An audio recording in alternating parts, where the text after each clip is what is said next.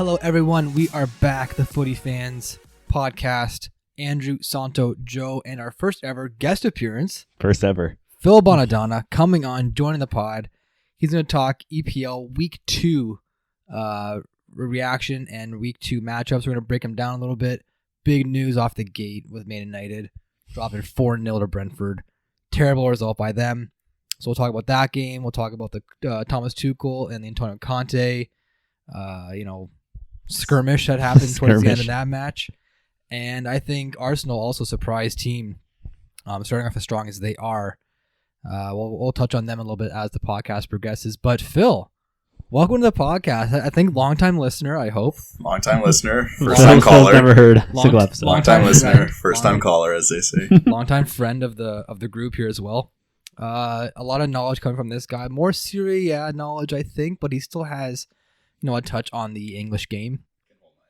Yeah, so he'll be here to touch on that and give his 2 cents when it's worthy. But yeah, boys, Man U, coming off that first game loss against Brighton, we thought maybe Brentford could be a good bounce back game. If you're Man U, and you want to have an easier start to the season, having 2 matches against Brighton and Brentford are probably what you want to have coming on the calendar. Yep. But to Man U standards, again, they just dropped the ball. And, it wasn't a 1-0 loss, wasn't a 2-0 loss like the Brighton game was. 4-0 away, but 4-0 to Brentford. What the fuck is going on with Man U? There's no plan. I mean, Phil was talking about it too. It's Arsenal had the same kind of start last year. And, we talked and we mentioned how Arsenal, they have a plan under Arteta and the kind of profile players they want to go for and what they want to accomplish with the club. With Man U, and you kind of see it with who they've been going after in the last even 48 hours. Yeah. Some of the pundits make a joke let's have a dartboard, just throw stuff at the dartboard. People like Casemiro and Joao Felix and these guys, why would you want to go to Man U if you're them? So yeah, the De Jong saga too. Yeah, it's just a very strange situation. I think it just comes down to we're not sure what goes on behind the scenes. We don't know what their recruiting's like, but they just might not, be at the level they need to be at. They want to turn the club around. But, it's hard to say exactly what the issue is. But it's also nothing new because we saw these signs last season too. Yeah. And it's funny because we don't want to turn this into last season when we were just bashing Arsenal because Arsenal was the most talk-worthy team last season with how bad things were going and all that. It feels like Man U is having the start that Arsenal did last year. But there's I think much more, core problems at Man U with ownership and what they're doing behind the scenes. I think with Arsenal is just purely poor performances. Because Arteta as a manager, I think all know that he's fully capable of being able to bring Arsenal back to hopefully close to what they were when they were winning the league. But with Man U, I just really don't see it happening unless there's a really massive overhaul. And, we were talking about it before where Man U just has to accept the fact that they're not a good team right now. 100%. Right. And they're poop. Yeah. And Phil mentioned it before, it's tough for the fan base of Man U with their history to just accept the fact we're not good. You have to accept that and then move forward. But they want quick results. They want to buy massive players, and they're not fitting into the system at all. I agree. As a Milan fan, it was hard to go from win Champions League, win the Serie A, and then go through 5 to 7 years of garbage. And then they finally realized, okay, we need to structurally change this after they went basically into bankruptcy. United will never go into bankruptcy, but it starts from the top. And until that happens, they get a proper scouting program. They're bringing in profiles that are conducive to that scouting program and youth. And it's not just, we'll get a 29-year-old, this guy's good. Oh, well, I don't know about this one. No, you stick to your profiles. And it'll take 2 years. But like you said, United fans don't want to wait 2 years. Yeah, they're an impatient fan base because they're so used to that winning culture that they had I think last episode we touched on with Sir Alex Ferguson and like that culture that he built with United for so long. This isn't that United. Like, not even close. Like I think this might be like my favorite quote I've ever said. I think what the fans that United want is what Sir Alex Ferguson brought to the team. Like they look in the past, but they have to look towards the future. They can't focus on the past and say, "Oh, this is how we have to play." They have to look on a new way to play, like in the future, to like for years to come. And whatever culture is being built, I say culture with quotations, at United, it's just not fitting with the players, not fitting with the fan base. I think I saw a tweet that the Glazer family might be out finally. Like they've been having so much pressure from the fans for years now, to try and restructure the management group or the ownership. And I think they're starting to now look at it and say, okay, we might actually have to sell some of our shares or, take some steps back in the boardroom or whatever the case is, which will probably be a good idea because the way that they've handled this team, like Phil said, from the top down, it's just been such a shit show for the last 5 seasons with the whole, what's his name, Van Gaal going there and Mourinho and after you go through 6 managers, you have to be like, okay, I don't think the manager, because they're not some of the best man, they are really good, obviously, but they're not granted they're not Pep Klopp level, but they should be getting results against, some of these clubs that they haven't been able to get results against. Yeah, I think Ten Hag was a good choice. Yeah. But he just needs time. Yeah, that's the thing, right? And they're using the same players as last year. Yeah, basically, yeah. They're not that bad of a squad talent-wise, I don't think. Right. It's just something doesn't. Yeah, something is just not meshing. They're you look at that roster top down. There's a lot of players that every club in the world would love to have. Yeah. Oh yeah. Why isn't it working though? You look at their starting 11 that in the game against Brentford. Your top 4 is Ronaldo, Rashford, Bruno Fernandes, and Sancho, which are quality players. Christian Eriksen there pulling the strings alongside Fred, who we said before is kind of hit or miss, I think. But I think their biggest weakness is that back line. Yeah. I think Martinez coming in there this year might be a good sign for them. Phil, where did he come from? Does he come from Syria? No, he was Ajax. Okay, yeah. So he's obviously a Ten Hag boy coming along with the manager. But then having Harry Maguire there as your other twin tower back there, alongside Martinez, I think that's just such a disaster waiting to happen. Yeah. And then Luke Shaw, he was good a couple years ago at Man U. He had his bad injury, but when he came back, he wasn't the Luke Shaw that was at Southampton when he got recognition. Yeah. And then De Gea too. A couple of big slip ups from him. I've been saying for years De Gea is kind of hit or miss. I don't know what is he starting to feel the pressure around him. But the thing is, they don't get anyone else to come in to put pressure on him either. I don't know if he doesn't make those mistakes. If he doesnn't make those mistakes, I don't know. Do they lose? I still think they do because they don't do anything noteworthy. They have. They're they're on paper they have such good players, but they're so individualistic, where they just don't play well as a team. Yeah, you don't really know what's going to happen when Man U plays. And with the other top teams, you kind of know what to expect. And even with Arsenal coming up, kind of their system. Man U goes on, it's like, what's going to happen? Right, it's kind of, they're figuring it out as they go. You know the other team's going to score. That's basically they're going to get the only guarantee. Yeah.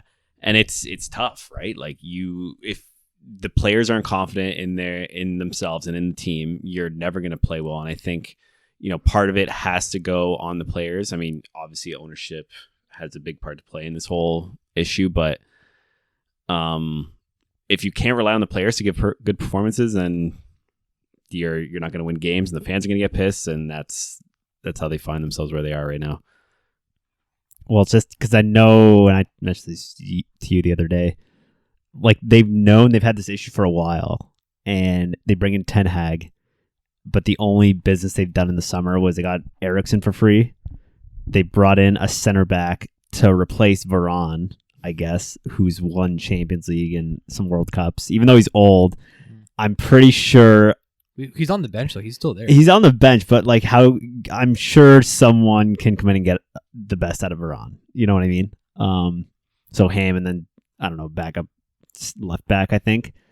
So I'm not sure, what was going on in the recruiting department over the summer, because you look at other teams like Arsenal, even Tottenham, and this is, I think, the big difference, because you look at Tottenham now, and Conte, the big difference I think with Tottenham is Conte can look at his bench now and be like, okay, I got to change the system because this is not working, so I can bring in these players. Like, that is just not happening at Man U, which I'm not sure why.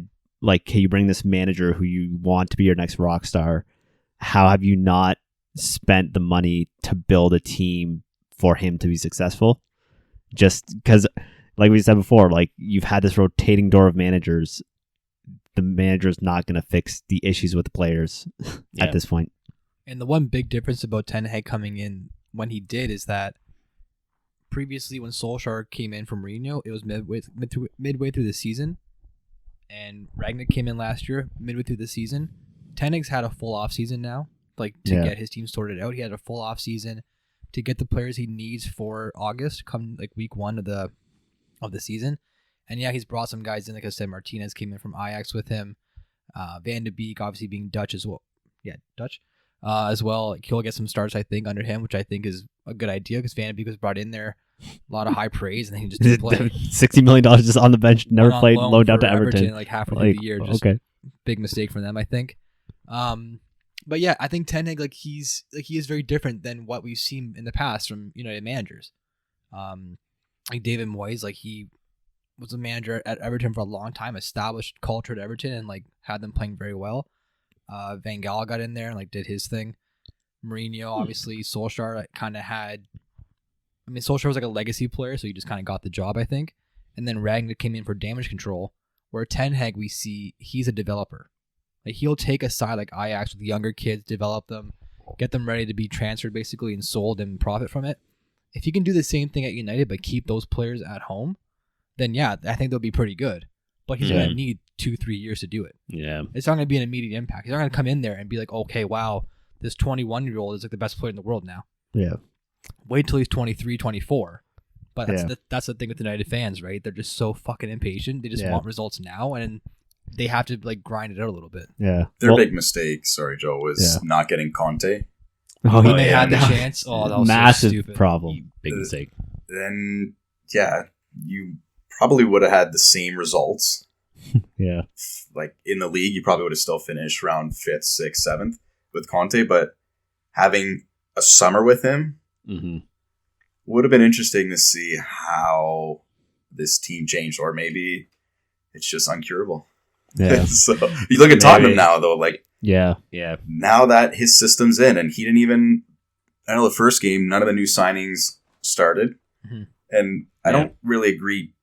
Like, you don't have to overhaul a team every transfer window, right? There's something to keeping the same team together, but their transfer strategy, I don't really understand. It's not like they're pinpointing areas, right? And okay, we're going to improve this with maybe 2 players here or 1 player here. Just like you said before, just throw darts on a board and see what name comes up. Like Rabiot's done because he wants 10 mil. And if you're Rabiot, I don't really blame him. Like, going to that situation, I kind of want to get paid a little more. It's Premier League. But now it's also like a toxic environment from the media too. Yeah, as a player, do you want to go there? Yeah. Like, knowing the way everything is. Yeah, it's honestly like the Leafs sometimes. That Leafs. Pressure cooker of the media. Yeah. Some players will thrive and some will melt. Yeah. It's not easy, but as a player right now, knowing everything that's going on, do you even want to go there? No, it's like a rat's nest. Like, why would you want to get involved in that? I don't know why De Jong. like I'm out too. Like, but then if you win on the other side, then you're like the biggest hero. Yeah, the Leafs will never do that, but United still has a chance, to win trophies. But I don't know. I mean, if you're Conte, you're probably so happy. You're like, good thing I didn't go there, because like you said, he went to Tottenham. He got to build the system, and now like Tottenham's like very. Like really solid now. They're competitive. And they got them to actually buy players. Yeah. Remember with Pochettino, it was those few years of zero nothing. Net spend and nothing. And they were still doing well, but everyone was asking, get someone. Yeah. And now finally Conte cracked the code. I don't know what it was, but I think he went in and he told Tottenham, he's like, yeah, I can go, but I need you to do this. the guarantee. And it's true, because he has a system and he's like, yeah, I can go there, be successful, but I need this from you guys. I don't know what the conversations are at Man U with their managers, but maybe they do need someone. And I go back to Mourinho. He's probably the guy he would probably be the guy they need now to go in. It's like, hey, like I got you second before. I can come in and fix it, but I need this from you guys, because he's been there before where he's taken these teams. But you need a manager that's probably like on par with how big the club is to be able to like go into the boardroom and be like, we have to do this if we want to be successful.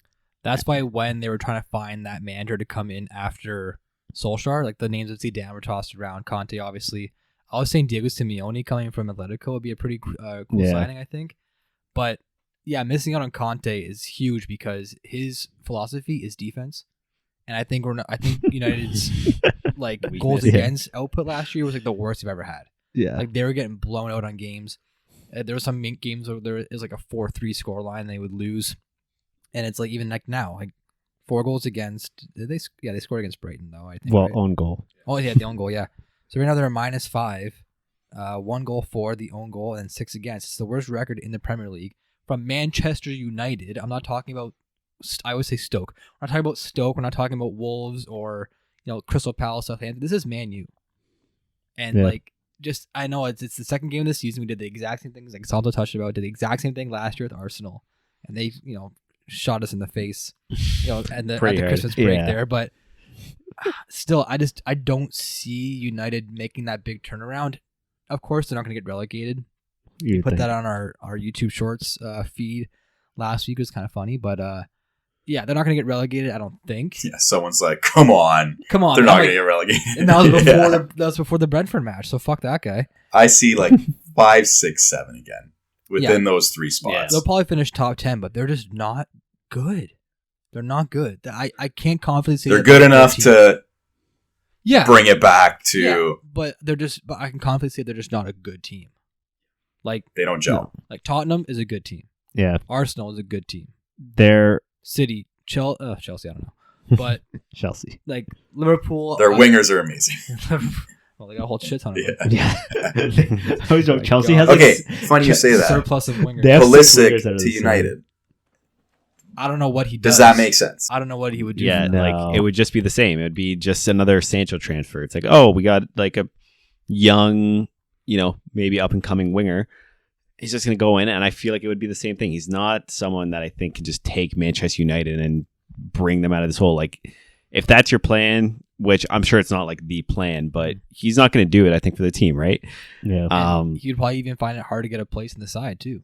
That's kind of what I was going to. Like Rashford and Sancho, who do you... And Ronaldo, too. Like because Rashford doesn't really play as a 9. Right.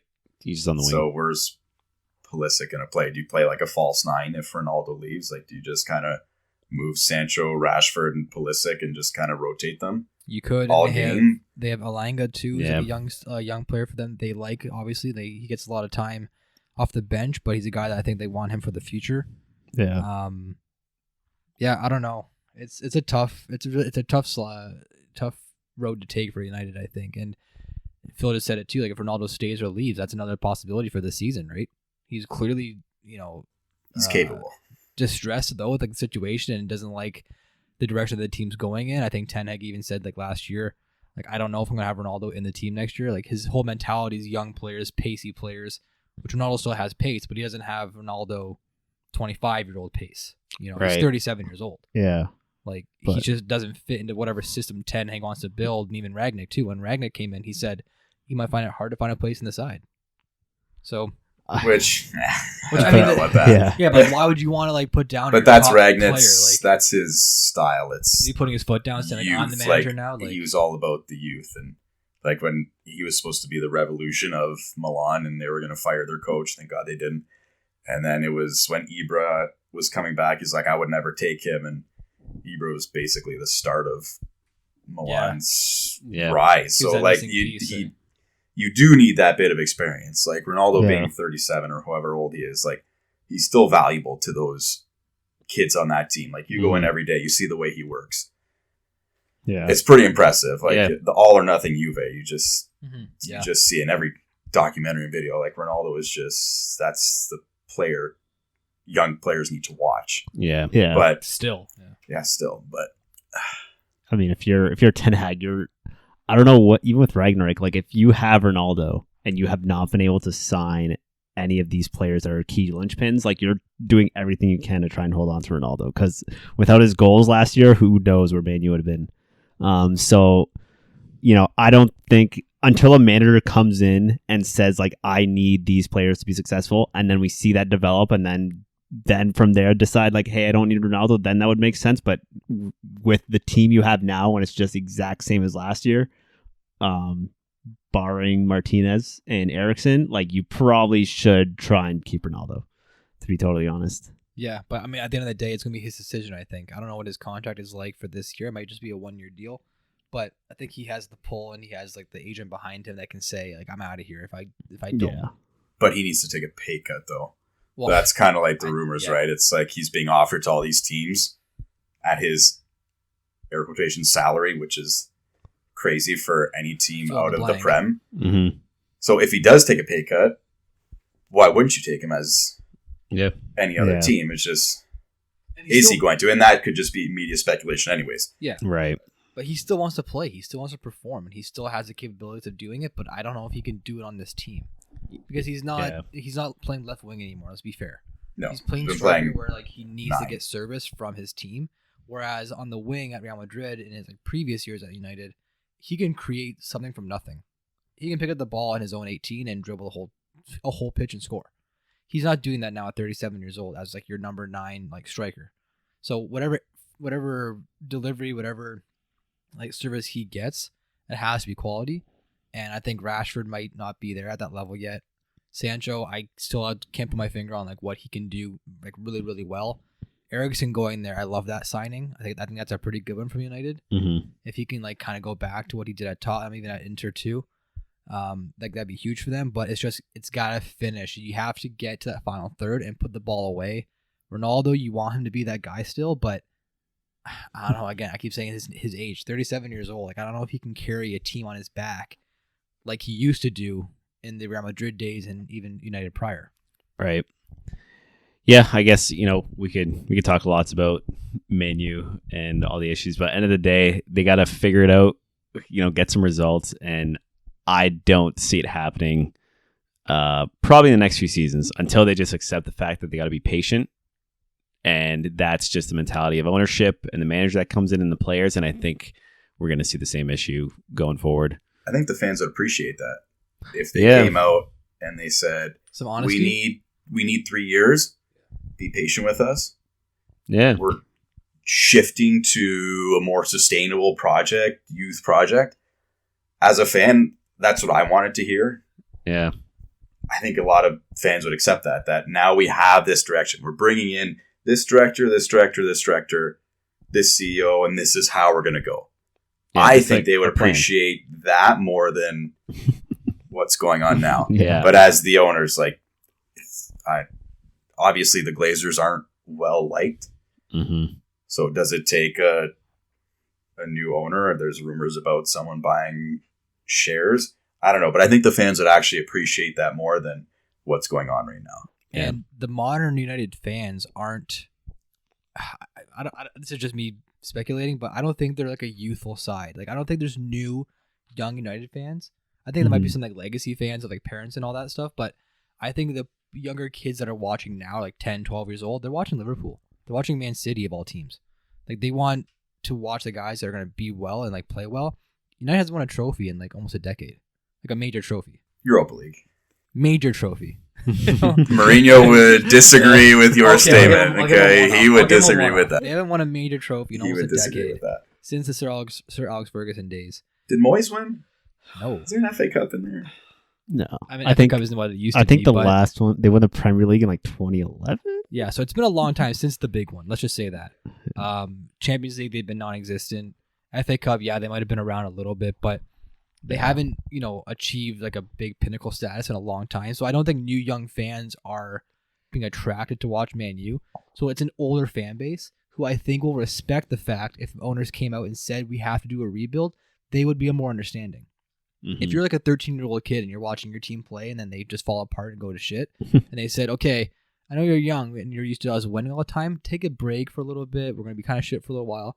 You'd be pissed. You'd be like, I'm flying out of here. I'm going to watch somewhere else. But if you've been a United fan and grown and like lived and died by these guys, and the ownership comes out and says that and shows some honesty, it might be actually good. Like you said, like I think they're big adults. You can understand. They can take it. And I think that would actually help the team more than hurt them. Yeah, you see it in different sports too. North America teams have done it. Other teams in Europe have done it. It's when they're honest, I think the fans appreciate that. Not that the team owes anyone anything in the grand scheme of things, but to keep the relations with the fans. Yeah. Like the Rangers did it in hockey. They put a letter out. Never seen that before. They literally put a letter out saying, we're tanking and we're rebuilding. And 2 years later, they're in the cup final. Close. No, they're Eastern final? Semis, I think. Eastern final. Yeah.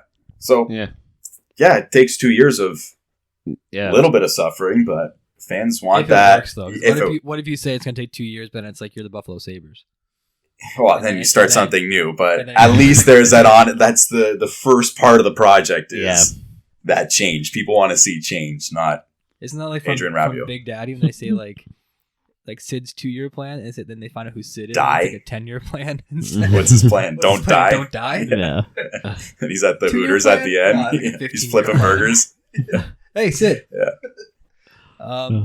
Okay, so going to a fan base who like we said, kind of newer fan base. Really excited to watch them play. Tottenham versus Chelsea. Conte versus Tuchel. I mean, this game kind of had everything. Oh, yeah. The only thing that was missing was a red card, I think. Well, we we got red at the end. cards. Not by any player either. Yeah, By managers. exciting match. Chelsea kind of threw it away at the end. Unfortunate to see from my point of view, but still, it's an exciting match, and I'd like to see the London rivalries back in the sport. I mean, it's been time and time again where it used to be Chelsea Arsenal, the big rivalry. Tottenham and Arsenal, the North London derby is like a huge one, obviously on the calendar for EPL. But to get Chelsea and Tottenham back in the mix again, which has been more of like a heavily dominated Chelsea derby the last like few seasons, to get a competitive match like this with the fireworks popping off at the end, Tuchel running down the sideline, handshakes going left and right, elbows getting Handshakes. thrown. It was exciting to watch. And even though Chelsea came away with the draw in a late 96th minute tying goal by Harry Kane, it still was like a really exciting game for me. I was really passionate behind it. I was sweating. And that's kind of all you want to watch when you're an EPL fan. Yeah. If your team win, lose, draw, if you're excited, if it's entertaining, it's good to watch. Yeah, for sure. And like you said, it definitely had everything in it. So high level for anyone that didn't watch the game. We had some VAR controversies in terms of some tackles that led to some goals. And then at the end, Tuchel and Conte were just going at it. Because after Chelsea scored, Conte had the audacity to like pretty stand up he goes right up to the Chelsea bench and just like yells at them. Yeah, basically celebrates in their face, which you don't really do as a. But it fires up the fans and the players. But sportsmanship I think still takes precedent, and that really pissed Tuchel off. And there was a little skirmish there on the bench. At the end of the game, they went to go shake hands. From my perspective, I do think it was probably mostly Conte's fault. Not to like lay blame, but they went to go shake hands. Conte didn't even look at Tuchel in the face when they shook hands, and then that's why Tuchel didn't let go of his hand. Said like, if we're gonna shake hands, look at me in the face and be a man about it and respect. Yeah, don't just walk away. So that started it. Bench is clear. They both get red cards, and walk away with 2-2, 1 red card each. Now. Do you want to talk about the tackle? Hang on, Phil's showing something here. What's this? The internet is the best thing ever. That? Yeah, so is that Sean Deitch? I don't know what the manager is. Anyways, and it's like the big thing was that Conte didn't look him in the eye. And then this one is they're shaking hands and he's not even looking him in the face. It's just that's the great thing about Twitter is that they will find anything that they need to find. Anyways, back to it. Just had to show that. Yeah, incriminating evidence. Yeah. Do you want to talk about the goal where Havertz was running down the pitch. Yeah. Tackle came in from behind. Contact on Havertz, probably the slightest touch on a ball that you'll ever see. Anthony Taylor, referee. Yeah, and there's been a lot of... They're asking for his head, basically. They're getting petitions signed to have him never referee the game again. And that's been the whole thing where there's been a lot of situations where he's really screwed over Chelsea. It's not just Chelsea fans being butthurt. It's historical fact. Yeah. No, it's there's historical evidence of there's been a lot of situations. So I'm always a big proponent of, even if you get contact on the ball, you can still foul someone if you get contact on the ball. I think in this case, it probably was a foul because there was contact on Havertz that made him go down, and then there was contact on the ball after. After that, Tottenham got possession and then came off a corner, I believe, from that play. So you couldn't really say no. That was the Højbjerg goal. The Højbjerg goal. Yeah. It's from Havertz. So So I mean, I'd have to watch it back, but I'm sure Chelsea had an opportunity to clear the ball. But so VAR kind of was independent of that situation based on what their scope is in a game. But still, I mean, that's a huge miss, and it's what impacts the game. And I think that's what upsets Chelsea fans, that these decisions get made. You drop points, really valuable points, and then it feels like you have to claw your way to win titles because decisions aren't going your way. Yeah. I'll call it a missed call because that's what I think it actually was on the pitch. I think with Havertz going at that pace that he was at, running down that side of the field, like he's down the right hand side, a lot of pace, a lot behind him, a lot of speed. Tackle was from behind. Yeah. Directly behind. And yes, when they do the super slow-mo replay, you do see that. I think it was Romero, is that his name? It was their new CDM. I forget his name. It starts with the B. I should know it. Bentancur. No, it wasn't. No, really? It wasn't. No. It was... No, that was... Oh, yeah, we're going to get to the hair pull. It was Romero. Yeah, it was Romero. It was number 17. When he did get a toe on it, yeah, granted, but going at the pace that he was at, for Anthony Taylor to make that call, where the only way you can see him make contact with the ball is if you slow it down to 55,000 frames per second, to see the actual touch. That's completely bullshit. A tackle from behind, player goes down. Obviously, there was contact made on Havertz. That's clear. Yeah. The contact made on Havertz is more clear than contact on the ball in real time from that angle Anthony Taylor's looking at. So for that to be played on, that's when Tuchel got first fired up, right in Conte's face. He got right into the fourth official's face there as well on the sideline. 44 seconds go past. That's the number of seconds that went past. Jorginho did have a chance to clear the ball. He fucked up pretty hard. Yeah. But Højbjerg, he plays on. Obviously, he scores the goal, ties it up, and then that's kind of what started off the first interaction between Conte and Tuchel. Yep. But yeah, I mean, I just feel like there's so many things that go against Chelsea, and it's not me just being the Chelsea guy. It's fact. It's true. It's at home too. Well, it's one of the weird things because I'll get to the other one in a sec. But with this one, it's tough because yes, it's a foul, but yes, Chelsea had a chance to clear it. So technically, you're not if he slid it and then Tottenham goes and scores right away, no Chelsea possession, for 100% it has to be called back. And that's the whole thing with VAR. How far back do you go? Sidebar. Yeah. VAR official that game? Mike Dean. Mike fucking Dean. Are you kidding me? This guy's retired. He should be retired. Yeah. He said he's going to be retired. Why the fuck's he there? So the two worst guys in Chelsea history, Anthony Taylor and Mike Dean, get the same game for fucking London Derby. What? Kidding me right now? So there's that one. The one that I'm still rattled about is the hair pull. Yeah. I mean, for clarity, I know that's not the corner that they scored on, but if you're VAR and you're looking at that, that is violent conduct. They said it's non-violent conduct. They're both bald though.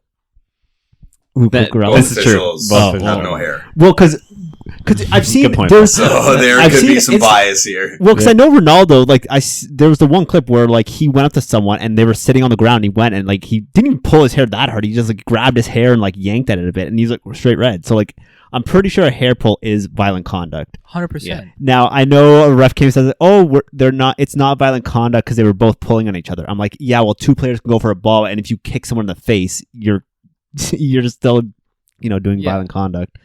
I'm just super confused how they look at that, like, because it's clear as day that Romero yanks Cucurella to the ground with his hair. It's a bitch move. It's too. it's pretty bad, and it's 100% a red card. So I don't see how you see that and be like, okay, yeah, it's a red card and a free kick to Chelsea. Like I'm still rattled about that one. For as soft as things get called sometimes, like if VAR comes back and you see that guy not even like throws an elbow to somebody, but like you get your arms up and you get an elbow on like someone's chin and they go down like pretty softly, they're gonna call that as a red card by VAR. If someone does a headbutt, like Darwin Núñez in Liverpool game, headbutts somebody, they go back, red card.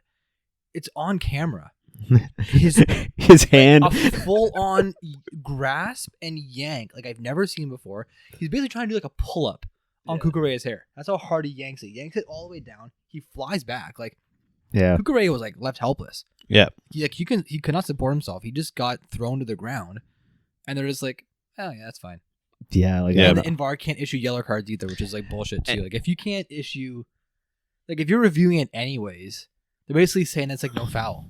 Well, yeah, and that's sorry. You done with that? I want to go on forever. I'm just gonna go done. I just want to make a point on that because I saw a lot of stuff on Twitter where people were saying like, oh, this is a clear foul like VAR. Which, in kind of a defense of the scope of VAR, they can look at something and they're not in the realm to say, yeah, that's a foul, so it should go to Chelsea. So in this case, they played on and then Tottenham eventually scored. Now, if, here, like, we're just watching a clip here and Cucurella's just losing it, understandably so. You can't really say that VAR should have called it foul because they're not allowed to, which I think is kind of another issue in the sense because, I think people in the VAR room were looking at that, obviously seeing it was a foul, but not feeling like it was a red card, which I think impacted, all the events that ensued and Tottenham ended up scoring. So I obviously think it was a red card. Some people might make the argument, well, like, oh, if you pull a jersey like that and there's jersey pulls, then it won't go down. But I think any contact on a player's body on the head, if you make some violent contact towards anyone's head, that's violent contact and it should be a red card. That's a good point. Like Chiellini, people would probably say, in the World or the Euro Cup, Chiellini yanked down Saka by his jersey, but a jersey pull and pulling someone's hair are two very different things. Not a red card. That was just the best tactical foul. Tactical foul, last pulling defender? someone's I shirt. mean, if he grabbed, Was he last defender though? He was on the sideline at midfield. I don't think it wouldn't have been a red card for that. But like because that's the thing, it's like if you pull someone's hair, if he pulled his hair and that, like that would have been like red card. It's red card for sure. And like if someone has it, like okay, well, if you grab someone's neck and do that, probably a red card and like yank him down. Does the fact that it wasn't against the run of play matter? What do you mean? The one with Cucurella, it was a dead ball foul. It wasn't during the run of play. I think it was worse. It's worse that it wasn't against a run and play because the fact that the ball's coming in and like they're not even going to the ball. Imagine if we're just off the ball and I just yank it to the ground by your hair. We're not even playing the game at that point. I'm just yanking you down, which I think makes it worse. That should make it a red card. So they didn't score on that corner, and then they scored off the ensuing corner, which I think was the main issue. That's the issue. Because if that They foul score, if they that call foul the would have been foul. called, Yeah. then Chelsea would have the ball possession with like 1 minute left to go in the match or 2 minutes left to go in the match. They would kill time and then it would be done. But wasn't called. Chelsea cleared the ball out for another corner. Kane comes and scores. And that's all she wrote for Chelsea fans. I mean, it's a frustrating match to watch. Again, it was exciting, like I said from the beginning, but Chelsea did have chances to put it away too, and they just didn't finish. But credit to Tottenham for fighting hard. I mean, Stamford Bridge isn't what it used to be by far. It used to be like a whole fortress where like Chelsea would go undefeated at home for consecutive seasons. It's a little more penetrable now under Tuchel and like Chelsea's like aging back line with Thiago Silva and Azpilicueta didn't actually play in this match, but usually he's in there. They're trying to play the youth movement now with like Reece James, Loftus-Cheek, Koulibaly, big signing. I told you And what did I that's the tell you? first And thing what I said. did I tell you the I asked second that Phil. rumor came out? I said, "Who's?" I'm like, I knew who he was, but I was like, "What is he?" And Phil's like, best defender in Italy, probably top go. 5. Let's see what I said. in the world. Yeah. Yeah, look You're back at the Okay, text history. Into the message. This good. I said, already the best center back in the Prem, top 3 worldwide. There we go. Which I mean, he's done well. He- He scored a beauty this Better than Yeah. Van Dijk. 100%. I didn't know what Van Dijk does. Van Dijk That one season that he amazing. had, I'll give you Yeah. that. They were on unstoppable. his first season too, But- like just crazy. Koulibaly, obviously the Serie A and marketing, that's a whole different story. You can do 10 podcasts on that. That's why I think Serie A is not. Yeah, as but good if as you what it actually is. watch him and how good he was for Senegal, amazing. The guy does everything you want. So, Chelsea, And he scored this Okay. match. He scored a beauty goal. Yeah. yeah. Nice. Oh, he'll make some runs. If he wins the ball and he's got his momentum, he's actually going to go the whole Did you see the his whole last length of the game? field. You're gonna, Really? You're gonna lose You your didn't see shit. the goal.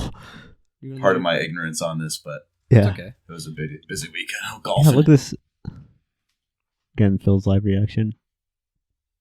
Just like a one-time Not volley. surprised. Not surprised at all. Completely Just- unmarked again. I think this is Romero. Yeah. What a hell of a match for Romero. Yeah. But Another That was off the center shin, back. though, for sure. oh yeah, bad connection. I mean, but still. gets his knee over it. Yeah, I mean, so it's tough. Like Yeah. it's all form, right? With those, even if you hit off your foot or your shin, like it's gonna go in. That's fine. yeah. I mean, again, it's a frustrating end of the game.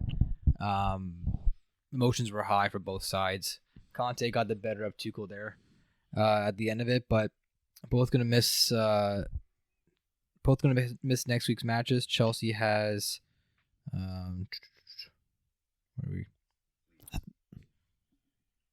Where's your face? Yeah. Chelsea has Wolves. Leeds, and Tottenham has Wolves. Wolves on the early match on Saturday. So, I mean, 2 games that I think if the coaches said you're going to miss these ones, they'll probably say, okay, whew, thank God. They're not the big ones. Mhm. I think Tottenham might be in a little bit tougher in this match against Wolves than Chelsea with Leeds, but I think Chelsea and Leeds have a big rivalry, like dating back like decades. I'm not sure exactly what it is, but I just know that Chelsea and Leeds have like some history together.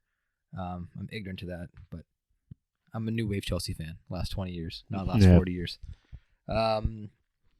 One side that, again, I think have we all watched the All or Nothing documentary? It's not too- I've not started the Arsenal one. okay, Nope, I binged the need hell out of to- it yesterday. Arteta is the star of the show. He is a manager. Yeah. He is a manager, and we harped on them last season at the beginning of the podcast. I think the first 4 episodes that we had, it was like the Arsenal Bash Fest, and well deserved. I mean, they played like shit the first month of the season. Didn't score for the first month of the season, But they gave him time. but they gave him time to Yeah. develop, and it's good to see Kroenke in there, like the son, or is that what he is, the son, or Yeah. nephew or something? Yeah. He's the Stan son. Kroenke's son.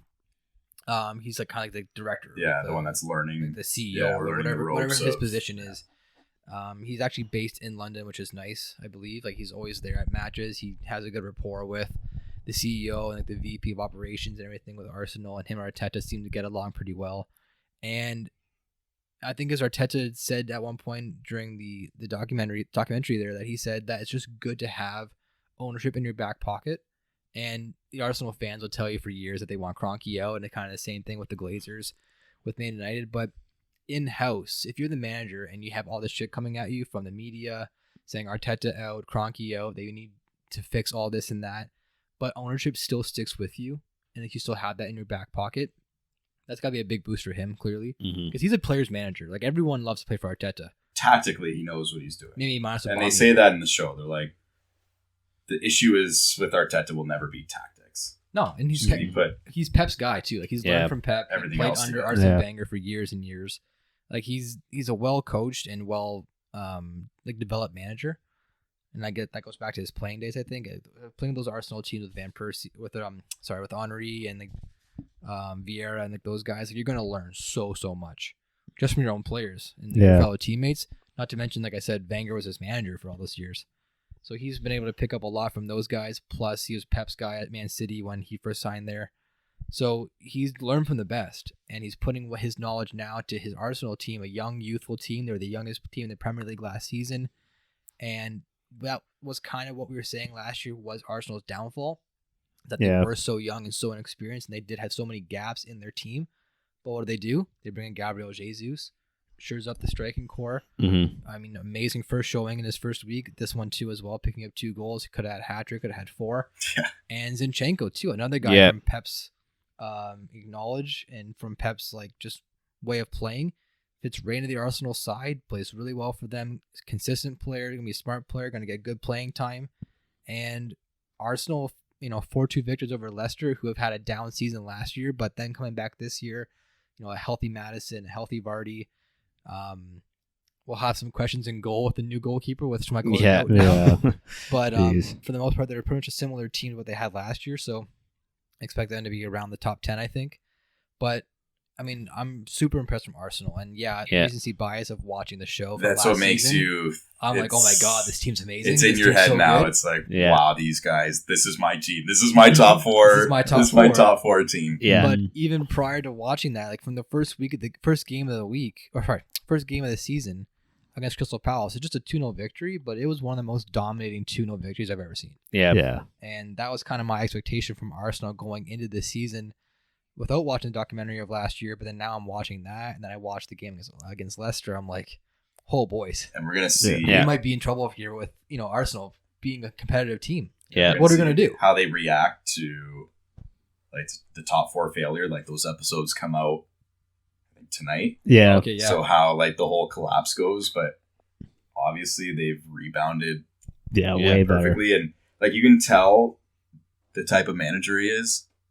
How he gets the group to think and to feel like it's not all about tactics, and he's doing his drawings and like it just the speeches that he has. It's like that's a manager, like keeping the group together, because that's half the battle is to have a group and to have that family vibe, right? And collapsing at the end like they did could derail quite a few teams, but. Obviously, they've done in the short 2 weeks that they've had. Looks like they're well on their way to get that top 4 spot. Lots of time, obviously, to play. Anything can happen, but I like them. Yeah, totally different side of them that I didn't know. Yeah, and I think that's the fact that they had just such a terrible start last season, and then went all the way up. Didn't make top 4. And now they're responding back. I think that just shows a lot of character on their end to be able to bounce back like that. So, I'm really excited to see what they do this year. And, I made a joke to Andrew about, Man City, Arsenal, top 2. Might not be a joke anymore. Yeah. Might be legit. And we've seen before in other sports where you learn from your mistakes. You learn more from defeats than you do from winning. And Arsenal being that close to getting top 4 last year, coming off that poor start to the season, they might just learn from that for this year and say, okay, we're going to take strides now. We know what failure feels like. We know that we were this close to making our goal last year of top 4. And so they're going to come back even hungrier this year. I totally think that's kind of what they're pushing for. And that's what their motivation might be. But, man, if they can surprise a lot of people and they can, beat up on some teams, like that'd be great for them. Mm-hmm. Like they haven't... Again, it's only the second week in this season, but they haven't played anybody yet. Granted, like Crystal Palace, yes, we know who they are.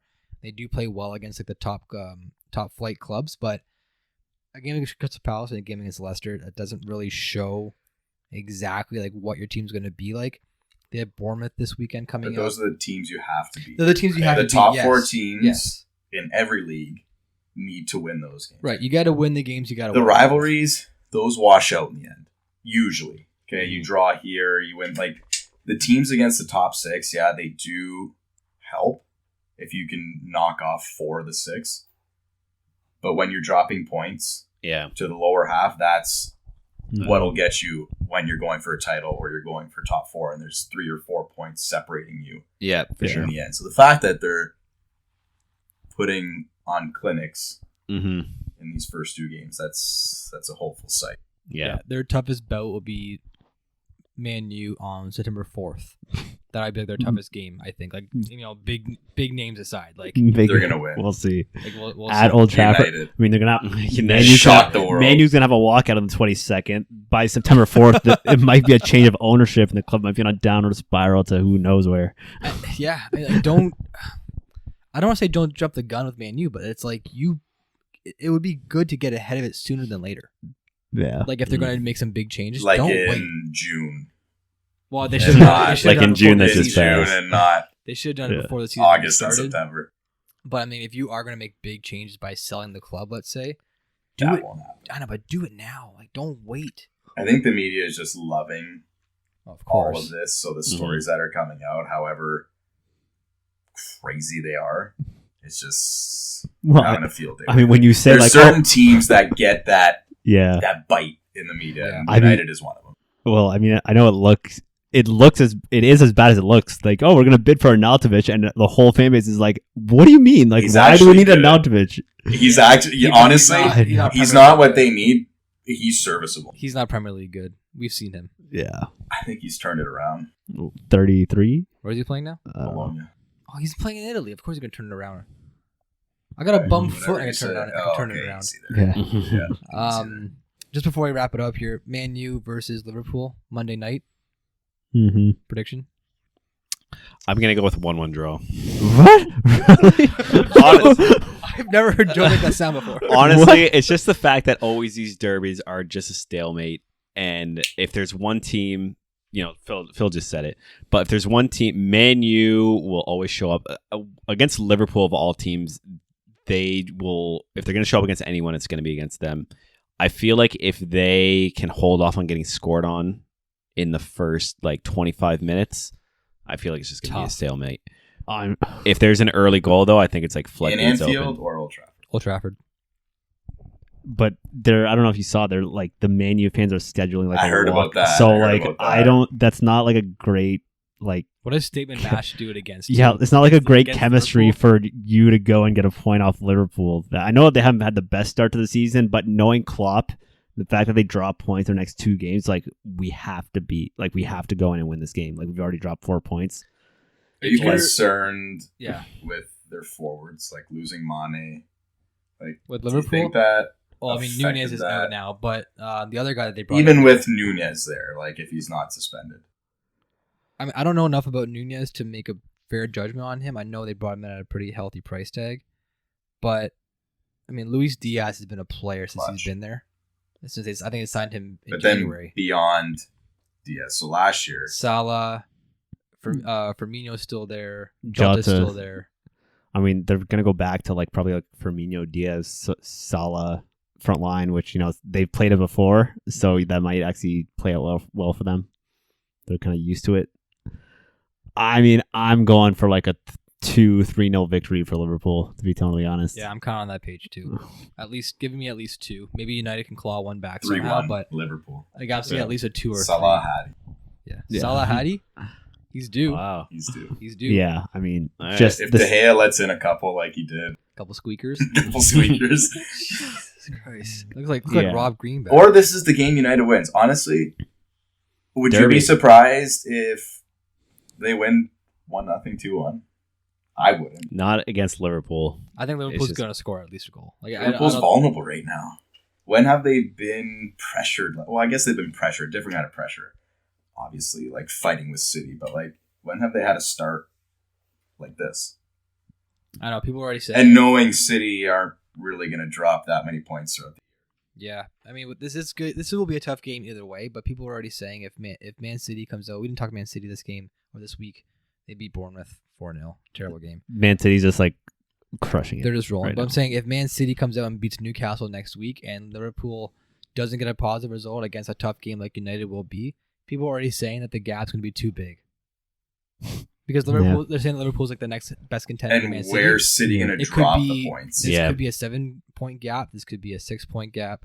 No, not 6 point. This could be a 4-point would- gap. But whatever. Depending it is, on whatever happens with Liverpool. yeah, they're but just saying because Man City is probably going to beat Newcastle. Let's just say that. most likely. So this gap could already be so insurmountable that Liverpool can't come back. And it's only week 3. Yeah. That's not what I'm saying. I just what I've been reading. Yeah, it's still going to be close. City will probably win, but I the don't whole know. I just don't see them dropping points to Fulham like Liverpool did.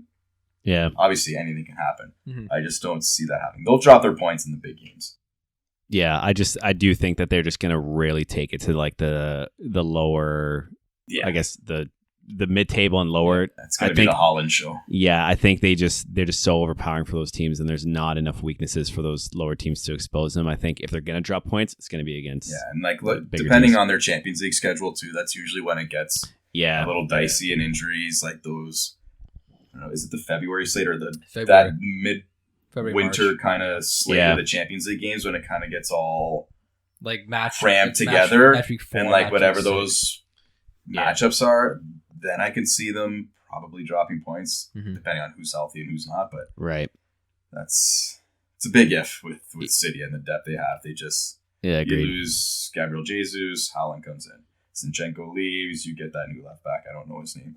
They just got him a couple days ago, but they really have no holes. Oh no, No not at holes all. in that lineup Just- at all. You take off Bernardo Silva and you put on Mahrez. Mahrez Yeah. or KDB because they just like, oh, you can rest, but you go on in like the 60th minute Yeah. and score. and contribute. Yeah. So They're just so good. On that note, though, I'm gonna wrap it up here. I want to thank everyone for tuning in. This will be on YouTube. This will be on Apple Podcasts, Spotify. Phil, thanks for joining. Hopefully, we'll Thanks, see you back Phil. Thanks, sometime Phil. soon too. You're a very Oh, yeah. good contribution to this podcast. I hope so. Everyone, please like and subscribe this on YouTube. Leave a comment, leave a reaction, leave a rating on Spotify, leave a rating on Apple Podcasts. We are the Footy Fans Podcast, and we will get back to you next week after all the week's action. see you, everyone. See ya. Ciao.